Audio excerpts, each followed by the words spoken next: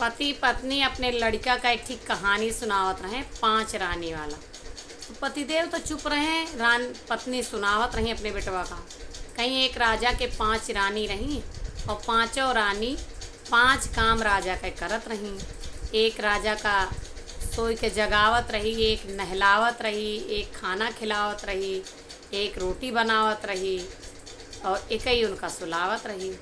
तो कहे मम्मी हमहू 5 शादी करबै, एक हमका जगाए, एक हमका नहवाए, एक हमका नाश्ता कराए, खाना खिलाए, एक हमरे लिए रोटी बनाए, एक जो नहाए।